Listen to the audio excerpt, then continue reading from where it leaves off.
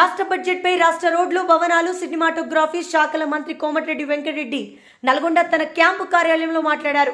తనది రైతు ప్రభుత్వం అనడానికి నిదర్శనం రాష్ట్ర బడ్జెట్ 72,659 కోట్లు వ్యవసాయ రంగానికి కేటాయించడమే కాక రుణమాఫీకి 31,000 కోట్లు కేటాయింపు చేశామని అన్నారు. దక్షిణ తెలంగాణలోని ప్రాజెక్టుల పూర్తికి పెద్ద ఎత్తున నిధులు కేటాయింపు జరిగిందని, ఎస్ఎల్బీసీ, సొరంగం, శివన్నగూడెం, బ్రాహ్మణ వెలముల, పాలమూరు, రంగారెడ్డి, సీతారామ వంటి ప్రాజెక్టులు పూర్తికి ఎక్కువ నిధులు కేటాయింపులు చేశామని అన్నారు.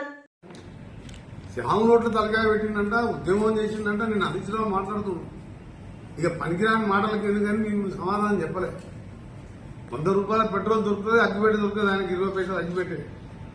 ఈయనేమో శ్యామలోట్ల నిమ్స్ హాస్పిటల్లా దవాఖాన చేస్తే వాడు చచ్చిపోతారా? అన్ని అసలు అబద్దాలు మాట్లాడుతుంటే ప్రజలు నవ్వుకుంటారు. ఎందుకంటే మన 16 సీట్లు ఓడగొట్టాక ఉద్యమం చేసుకుని మనం ఓడగొడతారా?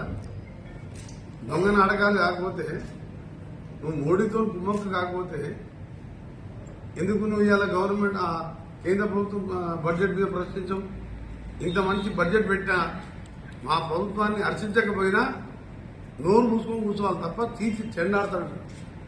అందుకని ఆ కోపంతో చెప్తున్నా. నేను ఇవాళ తీర్చి చెండాడిండు 2 సార్లు. నేను 6 నెలలు అసెంబ్లీలో, పార్లమెంట్లో, రేపు లోకల్ బాడీలో కూడా నీకు అడ్రస్ లేకుండా చేస్తాం నీ పార్టీని. అప్పటికి నీ పార్టీ బీజేపీలో విలీనం అవుతుంది. కానీ ఒకవేళ ఉన్నా అడ్రస్ ఉండదు.